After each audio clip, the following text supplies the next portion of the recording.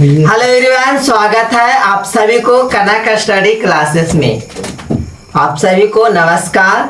आप जिस तरह से प्यार दिखा रहे हैं हमें बहुत खुशी हो रही है, और इस वीडियो को आप उन बच्चों तक पहुंचाइए जो ट्यूशन फीस देने में असमर्थ हैं। उनको हर तरह से मदद किया जाएगा। इसका पीडीएफ, एमसीक्यू और क्वेश्चन आंसर सभी को प्रोवाइड कराया जाएगा।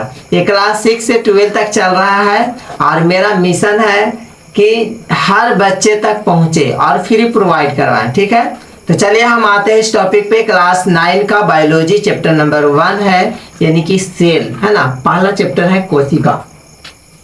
तो उससे पहले हम वैज्ञानिक के बारे में जाने, है ना। अगर बायोलॉजी है तो इनका जो है खोज किसने किया। सबसे पहले जीव विज्ञान यानी बायोलॉजी के जनक पापा किन्हें कहते हैं, बायोलॉजी के पिता किसे कहा जाता है, तो है अरस्तु।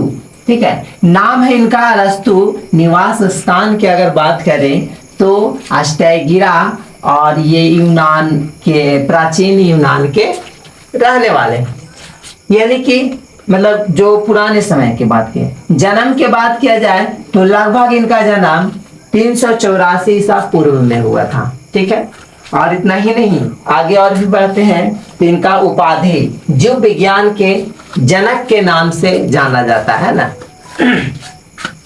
अगर बात किया जाए तो जीव विज्ञान के जनक भी इनको कहा जाता है। ठीक है, इनको उपाधि मिला और उन्होंने जीव जंतु का वर्गीकरण कर उनके अध्ययन को व्यवस्थित किया। ठीक है, इन्होंने क्या किया, जीव जंतु जितने भी है उन सभी को अध्ययन किया और उनका व्यवस्थित रूप से सभी को बताया। ठीक है, अब आगे चलते हैं हम लोग कोशिका के बारे में। ठीक है, कोशिका के बारे में जानेंगे, यानी कि कोशिका है क्या, यानी सेल है क्या। शरीर की रचनात्मक एवं क्रियात्मक इकाई को कोशिका कहते हैं। ठीक है, हमारे शरीर जो है कोशिका से बना हुआ है।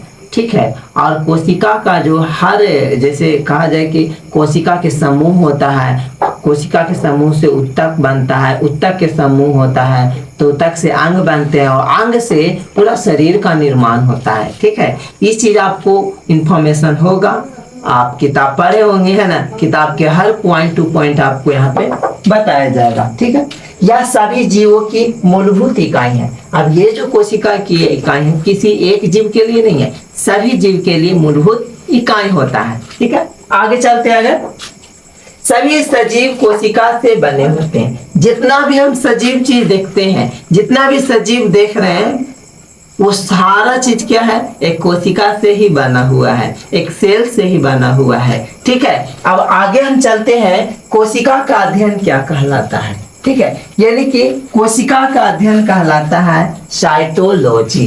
ठीक है, क्या कहलाएगा, साइटोलॉजी कहलाएगा। ठीक है, और उसके बाद कोशिका हमारे शरीर को आकार प्रदान करता है। कोशिका जो है हमारे शरीर को क्या प्रदान करता है, तो आकार प्रदान करता है।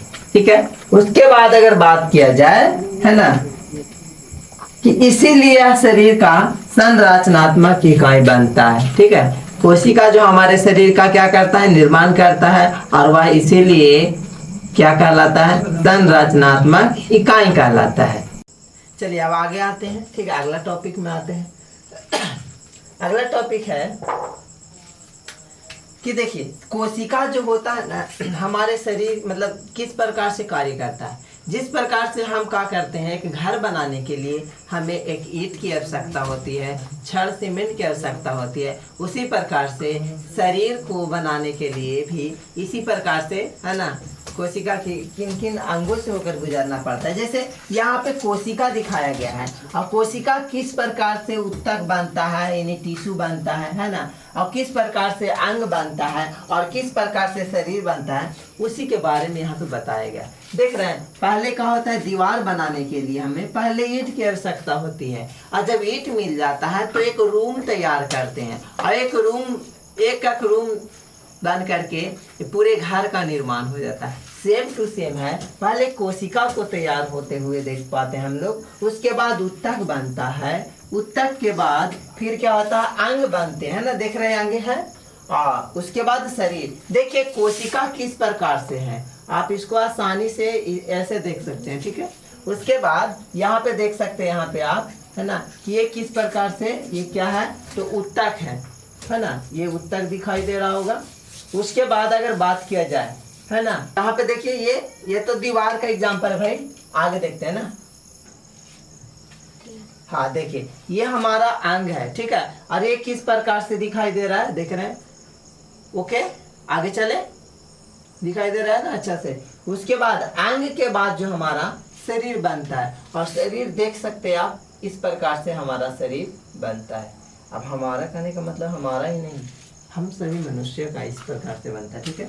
उसके बाद अब अगला टॉपिक अगर हम देखा जाए, मतलब देखिए अगला टॉपिक तो इस प्रकार से है। कहने का मतलब है, देखिए कोशिका की खोज, ठीक है। अब हम लोग जानेंगे कि कोशिका की खोज किसने किया भाई।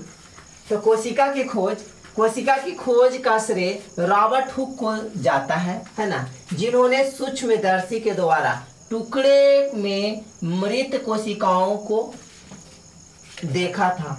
इन्हें फादर ऑफ साइटोलॉजी कहते हैं, ठीक है। यानी कि कोई भी कोशिका, अब कोशिका मतलब छोटा चीज, और कोशिका को पकड़ने के लिए हमें हुक की आवश्यकता होती है। याद रखिएगा, कोशिका को हुक से निकाला रॉबर्ट हुक ने, और इन्होंने एक मृत कोशिका का किया था, खोज किया था।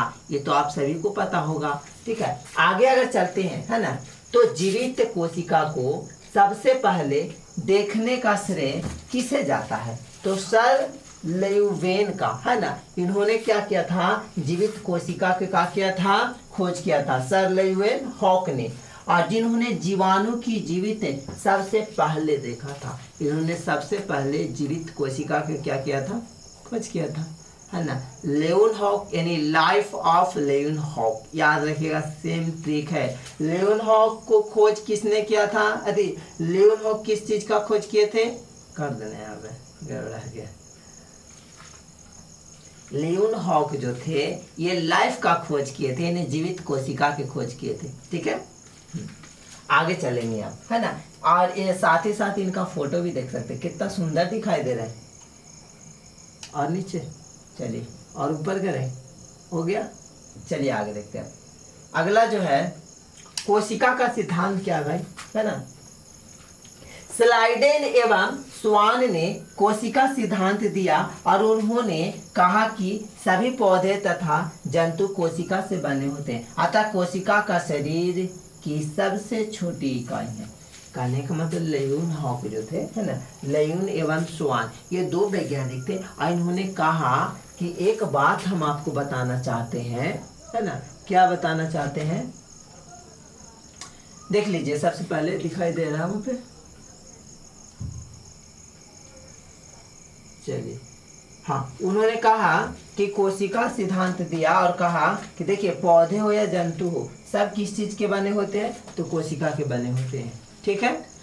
उसके बाद अगर बात किया जाए, ठीक है, तो देखिए मैथियस स्लाइडेन नाम था इनका, थियोडोर स्वान नाम था, ठीक है, और ये सर लेयुवेन हॉक, और ये है रॉबर्ट हुक। उसके बाद अगला टॉपिक पे हम लोग आते हैं, अब है ना वायरस, यानी कि अब हम लोग जानेंगे कुछ महत्व वैज्ञानिक तथ्य। इसमें क्या है भाई, तो इसमें है कि जैसे वायरस यानी विषाणु के बारे में जानेंगे। कोशिका सिद्धांत का पालन नहीं करता है, क्या करता है ये वायरस, अगर आपको दिखाई दे रहा होगा, तो कोशिका सिद्धांत का क्या नहीं करता है, पालन नहीं करता। उसके बाद अगर हम बात करें आपसे, तो दुनिया की सबसे छोटी कोशिका क्या है, तो इनको बोल सकते हैं माइकोप्लाज्मा की होती है, जो एक ही कोशिकीय है, एक कोशिकीय है, और दुनिया के सबसे छोटी कोशिका है। आगे अगर बात किया जाए, तो दुनिया की सबसे बड़ी कोशिका शुतुरमुर्ग के अंडे हैं, है ना, जैसे कि आपको दिखाई दे रहे होंगे, इधर शुतुरमुर्ग के अंडे हैं, और इधर शुतुरमुर्ग चल रहे हैं, समझ में आ रहा है। उसके बाद अगर बात किया जाए, तो दुनिया की सबसे बड़ी, वो तो हो गया। अब मानव शरीर की सबसे छोटी कोशिका, जो पुरुषों में स्पर्म या शुक्राणु होती है ना, स्पर्म या शुक्राणु की रूप में होता है, जिस प्रकार से यहाँ पर दिखाई दे रहा है, यह स्पर्म है, ठीक है। ये मानव शरीर की सबसे छोटी कोशिका है। ठीक है, अब आगे चलते हैं अगला पॉइंट पे। तो अगला है कि अगर मानव शरीर की सबसे बड़ी कोशिका, ठीक है, तो मानव शरीर की सबसे बड़ी कोशिका की बात करें तो महिलाओं के अंडाणु होती है। क्या होती है? महिलाओं के अंडाणु होते हैं। और एक चीज और इसमें अगर बात किया जाए कि यह गोलाकार होती है और इसका व्यास लगभग 0.1 मिमी होता है। यह नगण्य नेत्रों से दिखाई नहीं पड़ते, यह हमने अपने आंखों से हम लोग नहीं देख सकते हैं। समझ में आया? उसके बाद अगर बात किया जाए मानव शरीर की सबसे लंबी कोशिका तंत्रिका तंत्र के बारे में, अर्थात न्यूरॉन की होती है। यह कोशिका शरीर के विभिन्न भागों तक संकेत पहुंचाने का कार्य करती है और इसकी लंबाई कई सेंटीमीटर से लेकर 1 मीटर या उससे भी अधिक हो सकती है। ठीक है, अगला अगर बात किया जाए तो कोशिका का सबसे तेज विभाजन लीवर में होता है। सबसे, मान लीजिए कि कोई छुरा भोंक दिया या फिर किसी तरह से कट गया है ना लीवर के अंदर, तो ये क्या कर सकता है ना, कोशिका विभाजन करके लीवर को ठीक किया जा सकता है। जैसे हम लोग के ब्रेन, अगर माथा में कोशिका विभाजन नहीं होता, हम लोग का जो खोपड़ी है यहाँ अगर चोट लग गया कस के तो ब्लड जम जाता है, यहाँ पे कोशिका विभाजन नहीं, तो इंसान याददाश्त खो सकता है। यहाँ पे अगर ब्लड जम गया तो कहीं कोशिका विभाजन यहाँ नहीं होता, पर लीवर में होता है।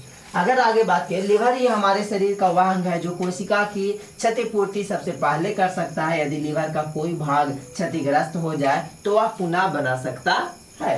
आगे अगर हम देख सकते हैं, तंत्रिका तंत्र अर्थात न्यूरॉन को विभाजन रहित कोशिका कहा जाता है। ये कह सकते हैं कि ये विभाजन रहित कोशिका कहा जा सकता है और न्यूरॉन की कोशिकाएं विभाजित नहीं होती है। ये जीवन भर वही रहती है और शरीर में संदेशों के संचार का कार्य करती है। जिस प्रकार से आप फोन पे कॉल लगाते हैं, बिना नेटवर्क कम्युनिकेशन सिस्टम, बिना टावर के आपके कॉल कहीं भी नहीं जा सकता है।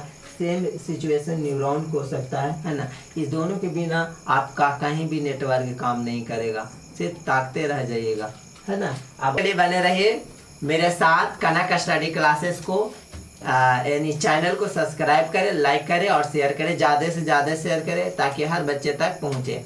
बस हम आपसे यही विनती और प्रार्थना करते हैं। जय हिंद। आप भारत देश के निवासी हैं, ये हमें खुशी है।